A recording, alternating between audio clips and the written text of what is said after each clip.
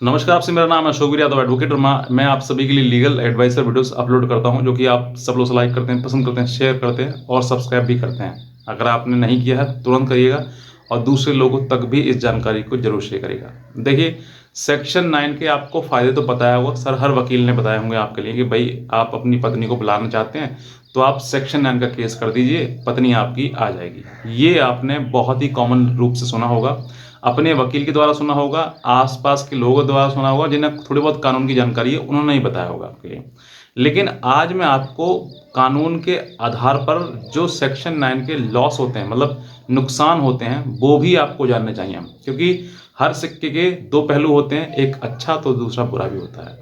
आज मैं आपको उन सभी पहलुओं के बारे में बताऊंगा कि आपको सेक्शन 9 के अगर आप केस फाइल करते हैं तो उसमें क्या क्या नुकसान हो सकते हैं। अगर आपको मालूम होगा तो फिर आप सेक्शन 9 का केस करेंगे, और अगर आपको जानकारी नहीं होगी तो आप आंखें बंद करके या किसी विश्वास करके आप करोगे, फिर बाद में पछताओगे। तो आज एक एक चीज़ आप जान लीजिए। सबसे पहला,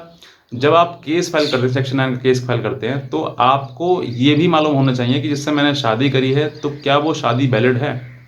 अगर आपकी शादी वैलिड नहीं है तो आपको सेक्शन 9 केस बिल्कुल नहीं करने चाहिए, क्योंकि अगर आपकी शादी वैलिड नहीं है तो आपको सेक्शन 9 अगर आपने कर दिया तो आप उस शादी पर मोहर लगा देंगे कि हाँ, ये मेरी पत्नी है। तो आपको वो चीज़ आपको करनी है कि जब आपके पास, अगर आपकी शादी वैलिड नहीं है, अब वैलिड का मतलब क्या है, according to Hindu law section 5 में जो है सारी कंडीशन बताई गई कि किन किन आधार पर आपकी जो शादी है वो वैलिड होगी। अब मैं कुछ बता देता हूँ उनमें से। अगर आपकी शादी धोखाधड़ी से हुई है और आपके साथ में धोखाधड़ी करते हुए मान लीजिए पत्नी की उम्र कम थी, आपको ज़्यादा बताई गई, या फिर आपकी उम्र कम थी, पत्नी की ज़्यादा बताई गई, तो ऐसे कहीं ना चीज़ें, अगर मान लीजिए आपकी आपकी एज जो है वो 18-21 नहीं है, मतलब लड़की की 18 और लड़के की 21 नहीं है, तो वो वैलिड शादी नहीं है। और अगर आप उस पर सेक्शन 9 केस डाल देते हैं तो वो आपको परेशानी आ जाएगी, वो भारी पड़ जाएगा, वो गलत हो जाएगा, क्योंकि कहीं ना कहीं आप उस पत्नी को लाना चाहते हैं जो शादी आपकी वैलिड है ही नहीं। तो सही तरीके से आपको वो करना है कि जो जहाँ पर कि सेक्शन 9 का वैलिड उपयोग हो। दूसरा, अगर आपकी पत्नी किसी प्रकार से पहले से शादीशुदा थी या फिर आपका पति शादीशुदा था पहले से, तो अब आपने शादी कर ली, तो अब आप सेक्शन 9 ना डालें, क्योंकि सेक्शन 9 के केस आप लगाएंगे तो फिर आपको वो वैलिड वाइफ बनाने ही है, और फिर बाद में अंत में यही आएगा कि शादी आपकी वैलिड है ही नहीं, तो हम आपकी डिग्री आपको कह देते हैं। तो अगर आपकी पत्नी या पति पहले से मैरिड है और आप शादी अब कर रहे हैं तो वो आपकी वैलिड शादी नहीं मानी जाएगी, तो यहाँ पर आपको सेक्शन 9 लगाने का कोई बेनिफिट नहीं मिल पाएगा। तीसरा, अगर आप सेक्शन 9 का केस लगाते हैं तो सेक्शन 9 लगाने के बाद जब पत्नी आपके केस में आएगी तो वो आपसे मेंटेनेंस मांगेगी। मेंटेनेंस मतलब कि जो आना जाना का खर्चा, वकील का खर्चा, सब कुछ खर्चा वो आपको देना होगा। ये केस एप्लीकेशन जैसी लगाई जाएगी वैसे ही आपको वो सब कुछ उठाना पड़ेगा भार। आप समझ लीजिए, अगर आपको ज़रूरत है कि हाँ मैं भार उठा सकता हूँ, क्योंकि सेक्शन 9 का केस लड़ना ईजी टास्क नहीं है। अगर आप लड़ेंगे तो आपको ये सब कुछ भार उठाना पड़ेगा, चाहे वो इंटर मेंटेनेंस हो या फिर वो आपका वकील के द्वारा जो खर्चा होता है वो आपको देना हो। तो ये सब कुछ खर्चे वो आपको उठाने हैं। अगर पूरे कब तक, जब तक सेक्शन 9 का केस चलेगा, और अंत तक प्रत्येक महीने का आपको देना पड़ेगा। ये आपको समझना है कि अगर आप केस फाइट करते हैं तो आपको ये देना पड़ेगा, ये आपको नुकसान है। पांचवा, अगर आपके सामने आपकी पत्नी ने सेक्शन 498A के तहत आपके ऊपर एफआईआर कर दी है, और आप एफआईआर करने के बाद पति पत्नी आप अलग रह रहे हैं और फिर आपने सेक्शन 9 केस किया, और पत्नी ने अपनी एफआईआर में ऐसा कुछ वर्णन कर दिया कि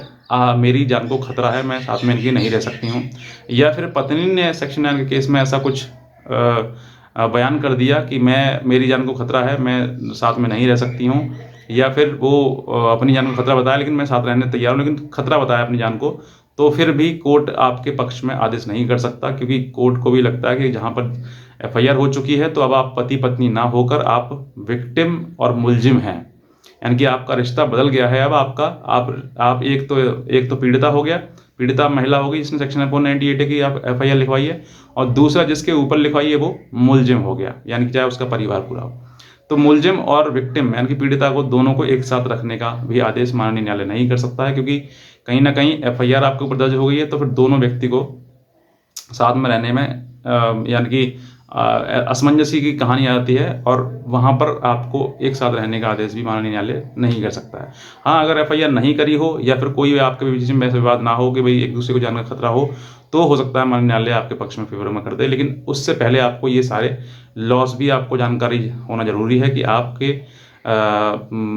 ऊपर जब आप जब केस फाइट करेंगे तो आपको किन-किन परिस्थितियों से आपको जूझना पड़ेगा, लड़ना पड़ेगा। तो ये एक मेरे तरफ से एक अवेयरनेस थी, क्योंकि ये जो बातें जो है वो कोई भी आपको वकील या आपके रिश्तेदार या आपके कोई भी जानकार होंगे वो आपको नहीं बताएँगे, क्योंकि ये सब चीज़ें आपको समझना है और समझकर ये सब डिसाइड कर लेते हैं आप कि हाँ, मुझे ये सब कुछ झेल सकता हूँ, मैं कर सकता हूँ। तो आप आगे फर्दर लड़ाई लड़ें और आगे अपना अपना सेक्शन 9 का केस जो है फाइट करें। वरना अगर आप करेंगे, बिना सोचे समझे करेंगे तो आपका क्या होगा, पैसे का भी लॉस होगा, टाइम का भी लॉस होगा और वो आपके लिए एक पत्नी जो है आपकी वो एक एज़ अ एविडेंस की तरह आगे भविष्य में उपयोग कर सकती है उस प्रिंट का, उस कॉपी का, जो कॉपी आपने माननीय न्यायालय के समक्ष दायर किया है। तो बस मैं इतना कहना चाहूँगा, अगर आप नए हैं और आपको ये जानकारी अच्छी लगी है, तुरंत सब्सक्राइब कर लें और कोई लीगल हेल्प अगर आप हमसे चाहते हैं तो आप हमारे दिए हुए नंबर पर हमें संपर्क कर सकते हैं। हमारी लीगल हेल्प ले सकते हैं और आज का वीडियो देख लिया, आपसे बहुत धन्यवाद।